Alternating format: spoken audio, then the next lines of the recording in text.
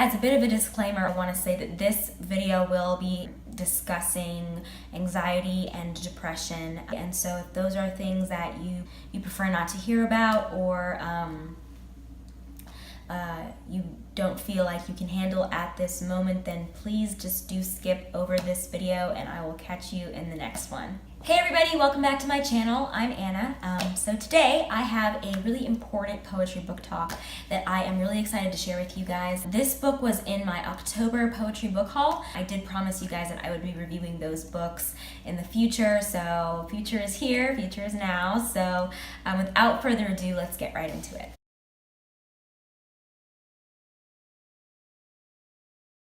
So the book I want to review for you guys today is called A Different Kind of Drunk by Erin Irvin. It is 21 poems about life with anxiety.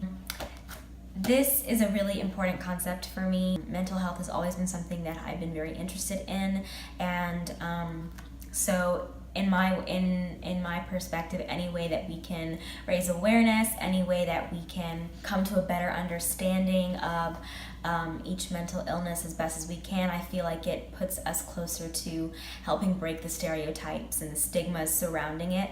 Because I feel like a lot of people are very hesitant to come forward and say, I have anxiety or I have depression or something is just not right. A lot of people are scared to do that, and as a consequence of their fear, their conditions end up getting a lot worse. And so I feel like mental health is something that's so very important that is often overlooked as something that is just something that you get over.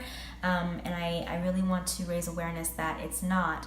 It's something that you have to learn how to manage and live with. But that being said, it doesn't have to be something that hinders you from living life to the fullest. So I really appreciate Erin for being very truthful and honest about her anxiety, and I really loved this book. Not specifically for the poetry as much as for the honesty that she reveals about her anxiety.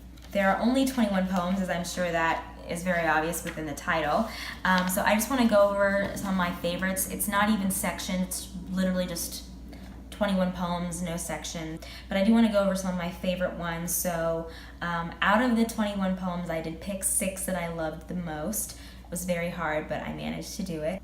So always and never, in the mirror, I am other, I am lone, ask of your courage, thought intrudes, I will be married in winter. It's not necessarily done in that specific order. They're sort of all out of order, spread throughout the book, but those are the ones that I found that really, I don't know, they really spoke to me, and I really related to them.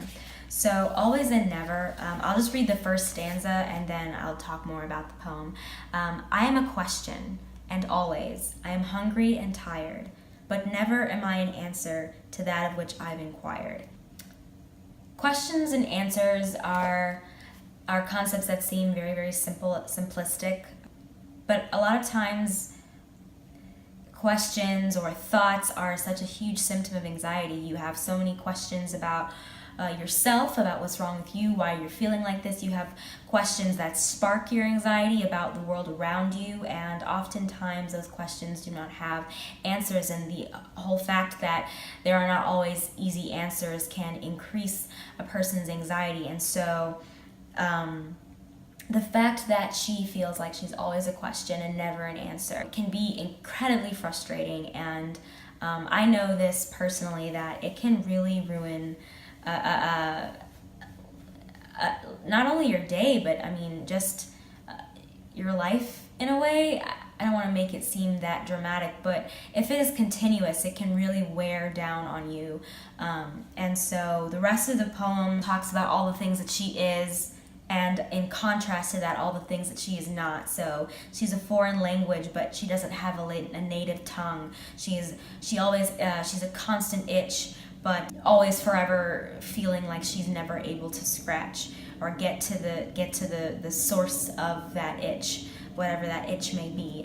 She's always a half-told joke, but never the punchline. Just imagery like that symbolize that she always feels as if there is a part of her that is unanswered or left in the dark. Yeah, that was a really eye-opening poem for me, and it made me realize that there are a lot of things in life that I feel similar to that as well. And so yeah, I really liked that one. The next poem, In the Mirror, it's sort of her looking at herself and seeing like the physical symptoms that anxiety has sort of revealed themselves in her physical body.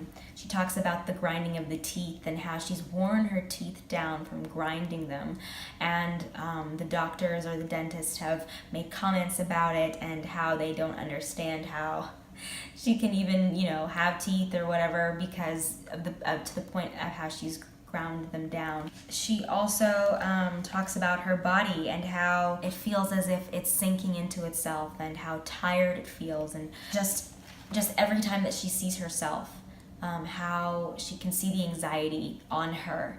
And I thought that was very interesting imagery, because a lot of times mental illness is always, of course, depicted as something that is not physically happening to you. It's sort of in your mind, which is partly true and partly not true. I have mixed feelings about that idea. I do think that whatever is happening in your mind will reflect itself in your body. Exhaustion is not a tangible thing, but nevertheless you can definitely see the signs of exhaustion on people, the bags under their eyes, the lethargy, the slurred speech, all of those things. So I really do think that it's a really good way of saying that yes, my anxiety is not something that you can necessarily see happening in my mind, but the symptoms of my anxiety are revealing themselves on my body, in the way that my teeth grind themselves when I get anxious, or the way that my body feels tired or sags, or whatever it may be. So that was a really interesting point, I think, that is not often made about anxiety or depression.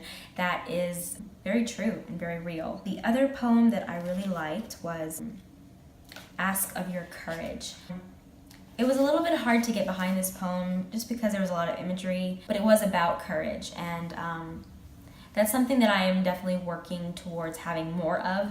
I've never thought of myself as a very courageous person, and I've always wished to be more courageous, and so this past year, this 2018, has been a lot about stepping out of my comfort zone, doing things that I wouldn't normally do, having the courage to say things that I wouldn't normally say. This whole channel is sort of like my way of stepping out of my comfort zone and trying to be more courageous in my life. And so in this poem, she asks a question that I really do plan on contemplating a lot. She asks, what do you ask of your courage? It's a really important question. It sort of ties into the question of like, who do you want to be? What do you ask of your courage? Who do you want to be? I don't have an answer, and I don't know if I'll ever have an answer, but it is something that I do want to think about. One of my favorite quotes is by C.S. Lewis, where he says, "Have courage, dear heart." Yeah, courage is definitely something that I'm going to be working on, and I don't know, I felt like it was such like a providential thing that this poem was here, because of how much I'm trying to work on my courage, to have a poem that asks me and asks her and asks everyone, what do you ask of your courage? Definitely something that I look forward to contemplating more on. The Thoughts Intrudes poem was really jarring for me. The first time I read it, I didn't understand it. I wasn't sure. The flow was a little different. It wasn't sort of in the traditional poem format, and so as I read it, I was kind of like, what is this? I wasn't quite sure. But I read it about 4 times, and then I read it out loud, and reading it out loud really helped. If you buy this book and get to this poem, I do recommend doing that, because it really does sort of reveal the meaning of the poem. This poem is really about the thoughts that intrude on like the most minuscule day-to-day tasks that anxiety sort of preys upon and extends and expands it into something that it probably will not turn out to be. So for example, something like holding a pen.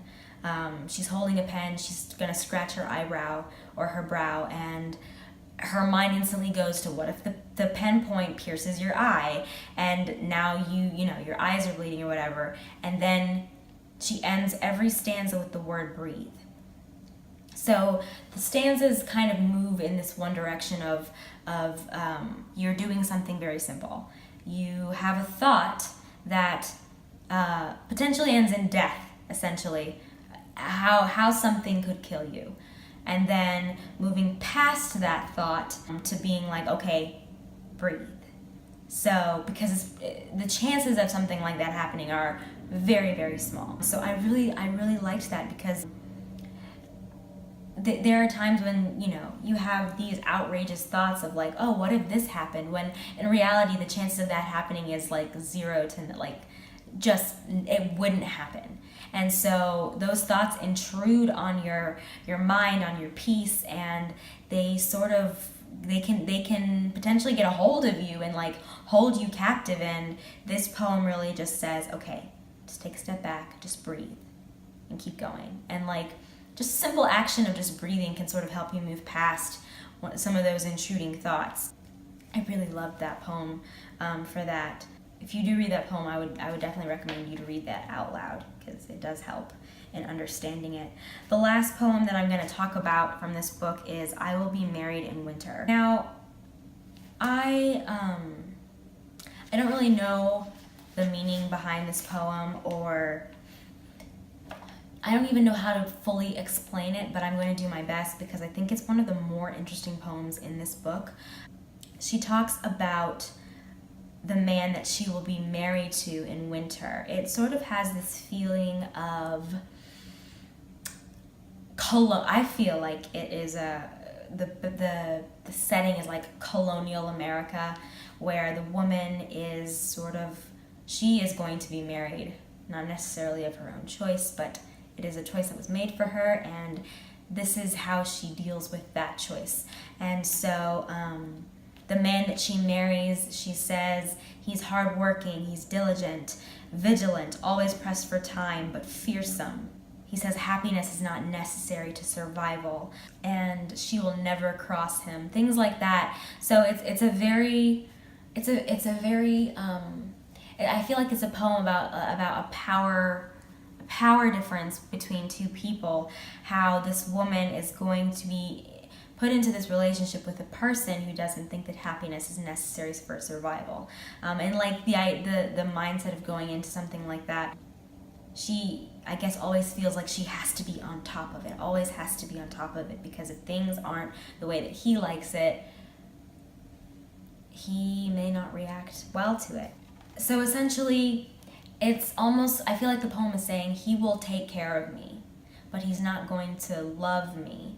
It's going to be like, he's going to treat her a bit like a child, minus how the love that a child should have, of always correcting her, always perfecting her, always taking care of her, but making sure that she knows that, you know, I wouldn't have to do this if you knew how to do it yourself, things like that. And I'm not really sure why this poem is here. I don't quite understand yet the connection it has with anxiety.